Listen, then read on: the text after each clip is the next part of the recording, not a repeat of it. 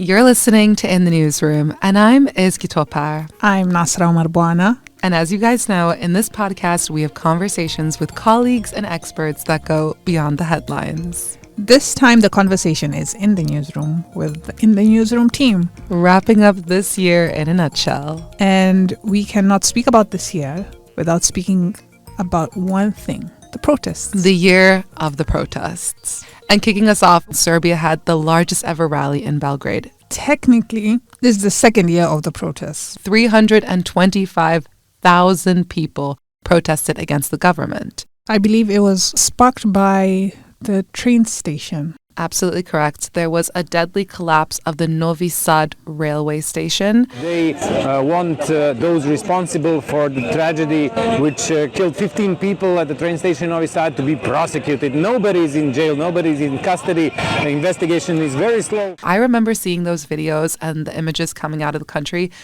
It was just crazy to see so many people out on the streets. And a lot of Serbians were angry at the government for this negligence. And so they took to the streets, demanded change. In fact, there was another protest this same year on June 28. This time a smaller protest, 140,000 people. Still in Serbia? Still in Serbia, still in Belgrade. Okay. In other cities at this point, it had also spread. And it actually did result in the prime minister resigning of Serbia. Most of these protests were sparked by a small thing that led into something bigger, somewhat of a boiling point. Common themes with these protests that we have been seeing has been the age of the population conducting the protests, been very young. Even in previous decades, it's been the youth that have been on the forefront.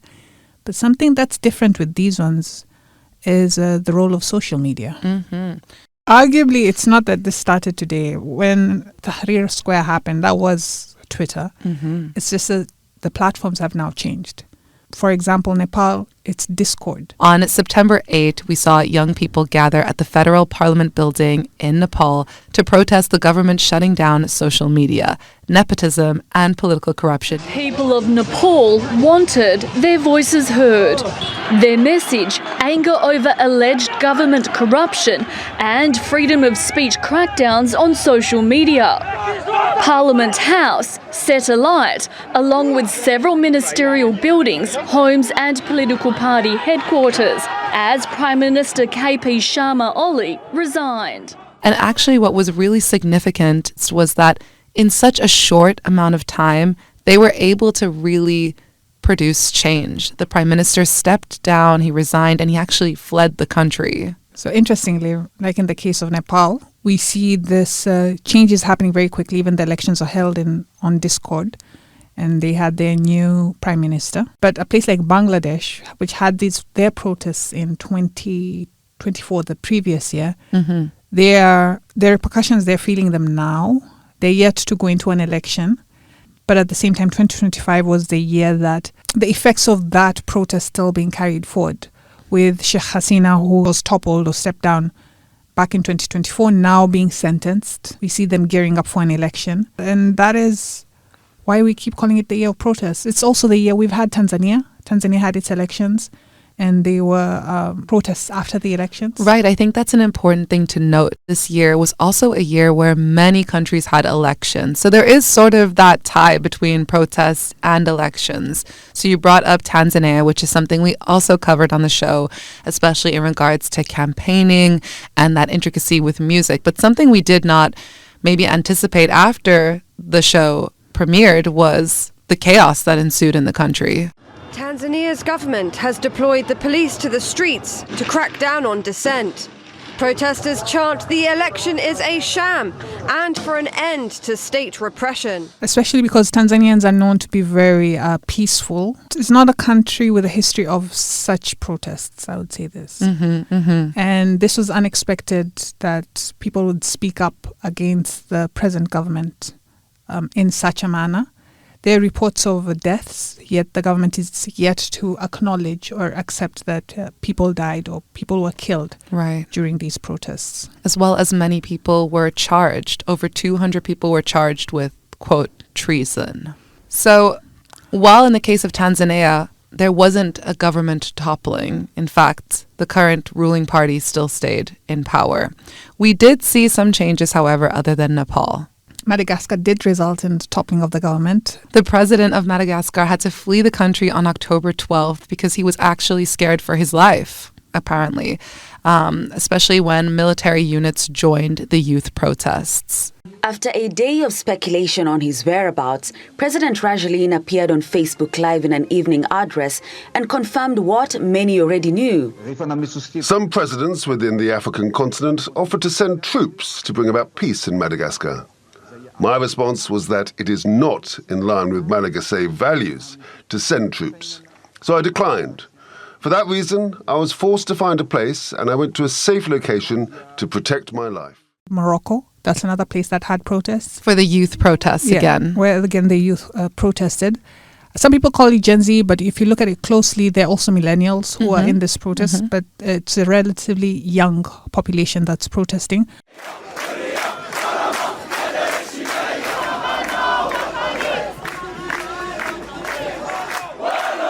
There have been protests in the US about Trump. A series of, quote, no kings protests that occurred in all 50 states across the US that were opposing Trump and his government on the same day as a military parade in DC. There have been smaller protests in like Iran, in Kinshasa. There's one protest, Ezgi, that's happening across the world. And it's been happening for a while. Solidarity with Palestine and many countries coming together to vocalize outrage at the continuing genocide in Gaza. Actually, on that note, this is also the year of the continuation of several wars and conflicts that we've seen carried through from previous years, as well as the start of new conflicts. But let's stay on Gaza, let's stay on Palestine, as you said. So on June 15th, there were peaceful protests of 100,000 to 150,000 people at The Hague, Netherlands. People were demanding the Dutch government take action against Israel's military campaign in Palestine. And this sort of action, I think, is also what led to one of my favorite episodes that we covered on the show, which is recognizing of Palestinian statehood. So Australia, the UK, Canada, Portugal, they all announced support of a Palestinian statehood. And then that was followed by France, Luxembourg, Malta, and Andorra. Canada intends to recognize the state of Palestine. I can confirm the UK will recognize the state of Palestine. I have decided that France will recognize the state of Palestine. That's really major. A state protest to a certain extent when EU governments finally acknowledged Palestine as a country in and itself. Although many scholars, activists have been calling what is taking place in Palestine a genocide for decades now. Before we had South Africa last year take action. And this is also the year that we saw many people take matters into their own hands with the flotillas, for example. This summer, several ships that were Gaza-bound, many people like Swedish activist Greta Thunberg, the climate activists, they all boarded these ships and felt this call to change and this empathy that Palestine has been able to resonate with people due to what's been happening over the few years. Taking more of a personal action on this and not waiting for their government or people to speak on their behalf. Right.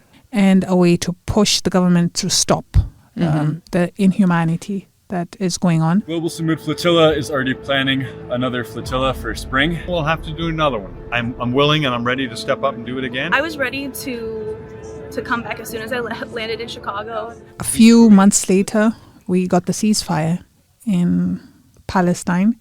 Palestinians are still under attack in Gaza. Once again, the dead are mourned and the injured are rushed into hospitals after a wave of fresh Israeli airstrikes across Gaza on Sunday, despite a ceasefire agreement. Human rights groups say that Israel's genocide made 2025 the deadliest year for Palestinians since 1967. In fact, there's a new report by 12 human rights groups. They're saying that starvation became a mass cause of death in Gaza this year. Yeah, we also covered this on our show. By October 2025, 461 Palestinians, including 157 children, died of hunger. And 1.9 million people, that's 90% of Gaza's population, were displaced, with water and electricity systems collapsing, which is, of course, devastating. There are other conflicts and other wars that have happened in the world that have been overshadowed by Palestine. Not that it's a suffering Olympics, but we do need to acknowledge the war in Sudan. It's been happening for 3 years. It's been called the worst humanitarian crisis. By the UN, yep. Yes, this year, just a few months ago, we had the genocide, the killings in El Fasher, which ended up with at least 2,000 civilians killed by the Rapid Support Forces. Hundreds of bodies piled on top of each other inside Sudan's only health facility in the city of Al Fasher. The Sudan Doctors Network reported Rapid Support Forces cold-bloodedly killed everyone inside Saudi hospital, including patients, their companions, and anyone else in the wards. Showing us the brutality of what people are experiencing, the displacement. Some people call it a civil war, but others also describe foreign actors being involved in this. And the theme carries on into Congo. Right, in Congo as well. That was, again, something that's been happening for several years, but has received little media attention, which is something we spoke about in regards to why media attention is so focused on certain conflicts over others. And even in the episode that we had about Congo, we come to realize in the entire world, in the history of modern day conflicts, Congo has the highest death toll to have ever existed. The range is about, on the higher end, 6 million. 6 million. Yes, estimated though. Yet it's not getting as much coverage. There were other conflicts as well. Right. We had Venezuela and the U.S. Yes. I think that was one that was notable, especially in our episodes. It's newer. Currently ongoing. Right. At the time that we recorded our podcast about what was happening between the U.S. and Venezuela, it had only been 3 strikes. And it was on fishermen boats. And it was on fishermen boats, true. But now to date... Drug boats, one of the two. Fishermen or drugs. Right. And now to date, there's been over 29 strikes across the Caribbean Sea carried out by the U.S. military. Wow. And the siege of an oil tanker, skipper. The oil that has been seized, the United States seized 1.9 million barrels of oil on December 10th. We're going to keep it. We're keeping. Where's it? Are we going to sell it or put it in the strategic? Maybe we'll sell it. Maybe we'll keep it. Maybe we'll use it in the strategic reserves. We're keeping it. We're keeping the ships also. We also saw Trump deploy 10 fighter jets to Puerto Rico to take part in military action against these drug cartels in the Caribbean region. So it was both an on-land effort as well as at sea. India and Pakistan. Almost people were scared of a nuclear war. India and Pakistan are clashing in the worst violence between the nuclear-armed neighbours in 2 decades. The two countries exchanged missile and artillery strikes along their contested frontier on May 7th after New Delhi launched missile strikes on Pakistan and Pakistan-administered Kashmir. We have Israel and Iran, again, with nuclear weapons being a theme. Exactly. In the month of June, Israel struck dozens of targets in Iran, including nuclear facilities, military sites, and private residents. They killed some senior military commanders and scientists in an effort to eliminate Iran's nuclear arsenal. But I think that also started conversations about the double standards when it comes to nuclear weapons. As we know, there are many reports that suggest Israel itself is in possession of nuclear arsenal. And this wasn't the only country Israel attacked. We have Lebanon having multiple attacks. We got Syria being attacked. Right. On July 16th, the Israeli Air Force bombed the Syrian Defense Ministry headquarters and areas around the presidential palace in Damascus. This TRT World crew was just meters away from an Israeli airstrike in the heart of Syria's capital. This channel's Noor Kormosh caught up in the explosions that rocked Damascus, targeting sites near the Defense Ministry and the presidential palace. We have the attack that happened in Qatar, also by Israel, but we also had another attack with Iran as well. Exactly. So Iran launched missiles at U.S. military bases in Qatar and Iraq. Israel then followed suit in September and filed precision strikes on senior Hamas leaders allegedly in a residential area of Qatar. But we saw Qatar take little to no action afterwards, which was also something that many people were protesting. So in terms of international attacks, most of the attacks were done by Israel. Though we also have cross-border conflicts that have been happening. We have Thailand and Cambodia, which is currently keeps on sparking. And how can you forget the biggest European conflict Ukraine and Russia. It was a sleepless night across Ukraine as some 500 Russian drones and missiles were launched at the country, driving people into shelters and emergency teams out to save who they could. Still ongoing. This is the third year. So on April 13th, Russian missiles struck a Ukrainian city of Sumy, killing about 34 people and injuring more than 100. And this, the trajectory of the war between Russia and Ukraine, especially with how Ukraine has been tipping the force through the use of technology. Mm-hmm. We are seeing drones play a significant role in this fight and showing where the direction that war is going to take. It's no longer about how many tankers you have, how many jets or personnel. You no longer need people on the ground to win a war. This is what the Russia-Ukraine war is starting to show us. Because it is tech that is winning the war. And tech is shaping the society as we know it. Not just how people are writing their scripts. We've heard that line everywhere. Not just, but also everybody's speaking like that now because of AI.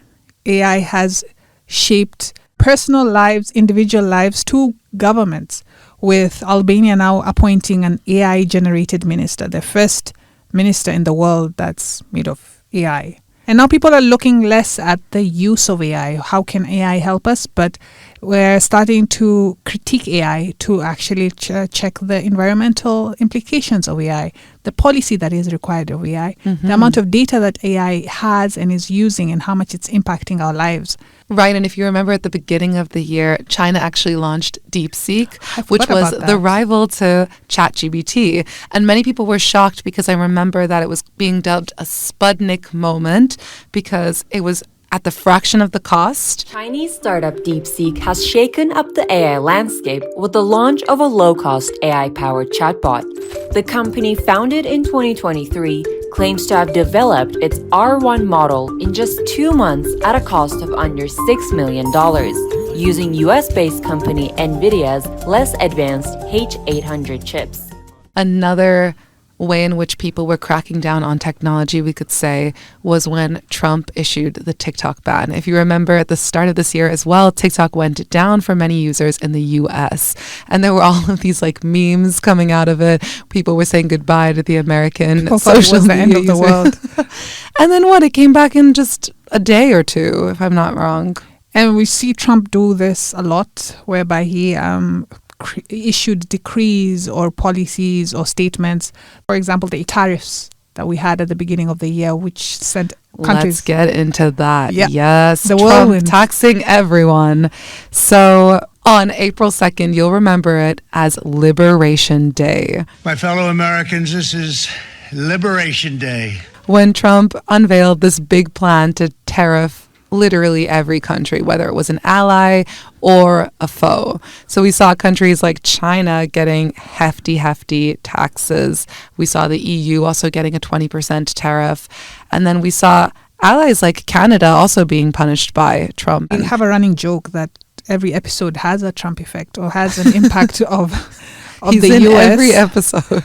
This is also the year that Donald Trump was inaugurated as the 47th president of the United States, so his second term. And in just the first few days of his presidency, there were headlines coming out of the U.S. that were all over the place, you'll remember. He issued pardons to over 1,500 of his supporters that were connected to the U.S. Capitol attack. He withdrew from the World Health Organization and the Paris Agreement on climate. And also, very notable is the ICE crackdown, which we've seen connecting again to the protests that you mentioned. We've seen a lot of news coming out of the U.S. of a major crackdown on illegal immigrants living in the United States. And the conditions that they are forced into in these detention centers has also been something that's been discussed by many activists and humanitarian aid organizations as being completely in violation of human rights. They opened up a new detention center in... Right. It was in Florida. South Florida. In Florida. Alligator Alcatraz, that was what it was called. It's a protected wetlands famous for its alligators, therefore the name Alligator Alcatraz. Yeah. They even had merch for this place that they put out, I remember. So it was also the year where Trump deported people, the mass deportations into secondary countries, not necessarily back to the countries they're from, but Trump had agreements with countries such as Panama, and it became a temporary custody center for these people, some of who were from as far as China, but now they were being held in a hotel in Panama. Panamanian authorities had agreed to take them in and eventually repatriate them. It was reported that nearly 300 migrants were from Asia. The whole ICE thing, we can say that parts of it started as a reaction to students who are protesting against Palestine. In solidarity with Palestine. So the first deportations, the first weaponization of ICE that occurred was when the student visas were being revoked, or people even with permanent residency green cards in the US were being detained because of their stance. Mahmoud Khalil has been arrested by US Immigration and Customs Enforcement agents over his leadership in pro-Palestinian protests that took place at Columbia University in 2024. Khalil, who is a green card holder, was arrested in March 2025 at his Columbia University student apartment. Interestingly, as the US is closing their borders, we discussed this in our episode in China, that China is opening its borders and inviting people to get their visas. Right, we're referring to the K visa program, which was to attract global talent that the U.S. was essentially blocking. Because if you remember, Trump had put a fee of $100,000 on new applicants for the H-1B visa, which is a specialty visa for people that want to work in the U.S. So China's counter to that was to launch the K visa to attract that talent to Beijing. Also, in that same episode, we spoke about China giving up its title of developing country at the WTO, yes. It didn't give up its title, but it gave up its benefits as a developing country, but still maintained the title. And this was something that the U.S. had called for a long time now. China being the largest developing country, I mean, it's a $1 trillion economy. So the fact that it was receiving benefits was something that the U.S. saw as unfair to these other developing countries that are in need of these benefits. And also because they were also exempted from contributing to funds such as the global climate crisis. Right. Even if it's one of the world's top polluters. And they were able to export their goods without trade barriers or quotas and tariffs that other developed countries couldn't. So these were some of the things that now China was willing to give up. China, edging closer to becoming the world's largest economy, proposals to rebalance global power toward Asia, including the idea of establishing a major UN campus in China, are gaining momentum. But there's one place that we have America having an impact that wasn't technology, that wasn't economic, that wasn't a war. Something that brought people together.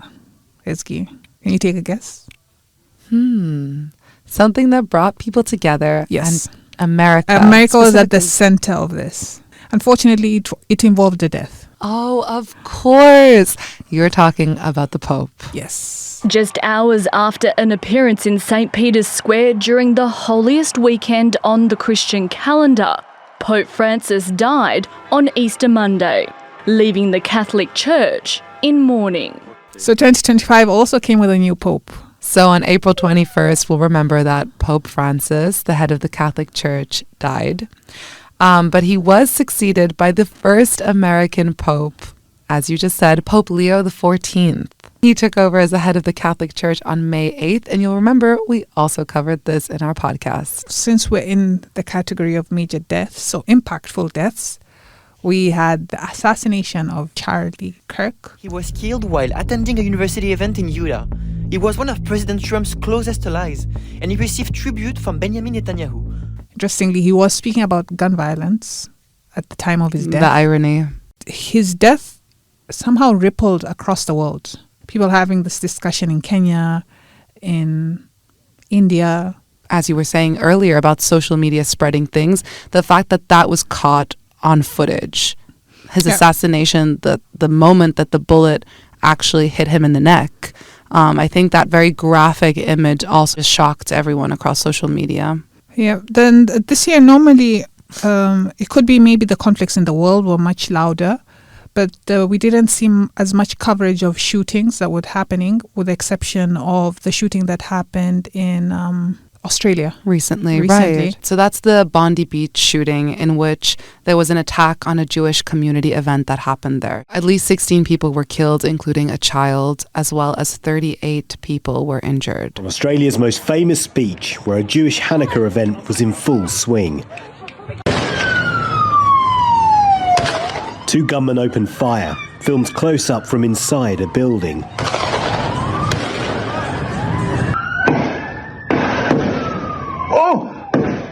Someone bravely tackles one of the gunmen himself, wrestles the weapon away and tells him to get back. Another man throws a rock at him. But there probably could have been a lot more victims if it wasn't for Ahmed, who tackled and wrestled a gun from the alleged shooter. What happened after this was a lot of people praised him for being a hero, but that was before they knew his name and his religion. So once it was discovered that this hero was a Muslim man, some people pulled down their remarks on it, not wanting to be associated by praising a Muslim. This wasn't the only attack on a mass gathering that happened this year. During the Liverpool Premier League victory parade in May, there was a man who drove into the crowd and he injured more than 130 people. On May 25th, during Liverpool FC's victory parade, a 53-year-old white British man drove a car into a crowd. Police say it was deliberate. He tailgated an ambulance to bypass parade security, then crashed into fans. We could also say this was the year of many natural disasters. So at the start of the year, there was a 7.1 magnitude earthquake that struck off Tibet, and it caused major damage in Nepal, China, India. 126 people were killed. And after that, it just seemed to follow back to back. On the same day, there were wildfires in California, in LA, which was extremely devastating. Poor Afghanistan had 3 back-to-back earthquakes, which I don't think made as many headlines as you would expect. That left more than 4,400 people dead and at least 7,000 injured and hundreds of people missing. That's crazy. We have the floods that happened in Pakistan. And this was this year as well. Exactly. We also had floods in Malaysia, Indonesia, Thailand. We had floods in India. We had floods in Morocco. We had floods in Saudi Arabia. There was an increased amount of rainfall experienced in large parts of the world. And so with that came a lot of landslides or cyclones, like the cyclone that hit Sri Lanka and caused flooding recently, and landslides just a few months ago.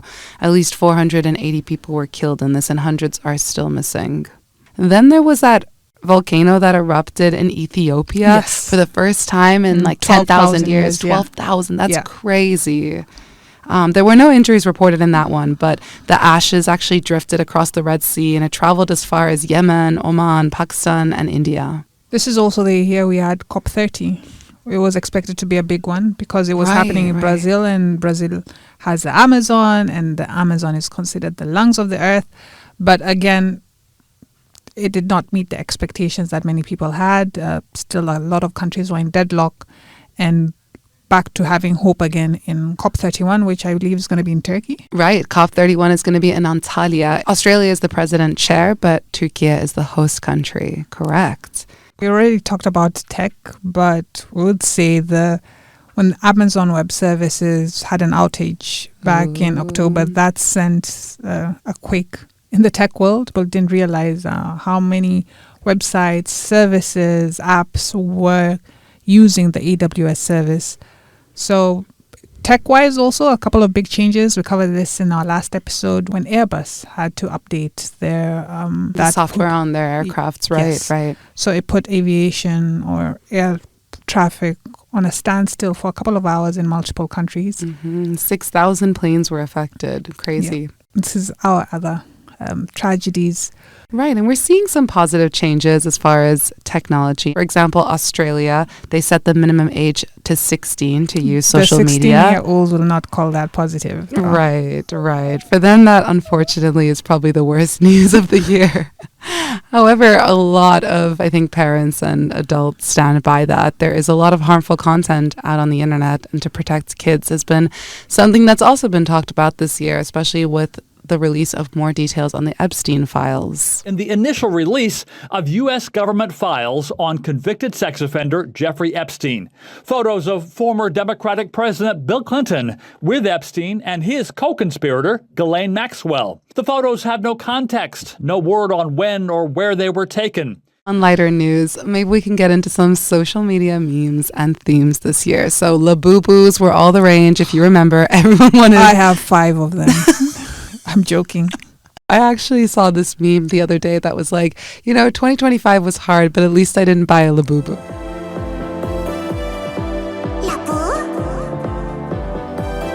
Let's go! Other things that were significant, Kendrick Lamar performed the halftime show at the Super Bowl. We'll remember that he also won Best Song with Not Like Us of the Grammy Awards earlier that year. Do you also remember, I think this is extremely noteworthy, The Atlantic published that article that was titled, "The Trump Administration Accidentally Texted Me Its War Plans," because a journalist was included in this group chat with the U.S. Secretary of State, the U.S. Secretary of Defense, and they were detailing their plans to strike Yemen. That was something that we needed to mention, is the U.S. launched airstrikes on Houthi-controlled areas of Yemen. You know something else, Ezgi, that Trump did? Trump created a wall with presidential portraits in the White House. Oh, I did see that recently, right. And he put... his own descriptions. Before the descriptions first, he had put pictures of the presidents. And for Biden, he put Biden's auto pen. So that already raised eyebrows. And then now he's added the descriptions that you're talking about. And he called Joe Biden the worst president of the United States. And he called him Sleepy Joe. Sleepy Joe. Something also that we forgot to mention was, of course, the infamous robbery that took place at the Louvre. And this one will steal this show as well. So on October, I like what you did there. On October 19th, thieves disguised as construction workers forced their way into the museum's upper floor window. They smashed display cases, and do you remember what they fled with? Priceless historic jewelry has been stolen from the Louvre Museum in Paris. The highly orchestrated robbery happened in broad daylight in just a few minutes. I still think we don't have a perpetrator, a very clear perpetrator. And what's going to happen to these jewels? This is what we'll find out in 2026, hopefully. If Katy Perry can go to space, I think this episode can go out. This was the year. Okay. Wow. Speaking of space, do you remember when there was the first ever warning that a meteor was going to hit Earth, and everyone was thinking that we were going to get hit by that asteroid? NASA's James Webb Space Telescope is monitoring the 2024 YR4 asteroid, aka the City Killer, which is on a collision course to hit Earth on December 22nd, 2032. And the chance is still 1.3% in 2032. We still have a lot more episodes to do. And that being said, this brings us to the close of In the Newsroom 2025. And the close of the year. The 2025 season comes to an end. Oh, good reference. Good reference. Nasra, thank you for everything. Shout out to our entire team throughout the year, starting off with Nasrullah, Yilmaz, Khaled, Selim, Mucteba, Olmez, Ahmed, Ziya, Gumus, Afzal, Ahmed, Tuba Chinarle, Burak Bayram, and Hanan Karwatil. And for the final time this season, thanks for tuning in. Until next time, I'm Ezgi. And I'm Nasra Omar Bwana. And this was In the Newsroom.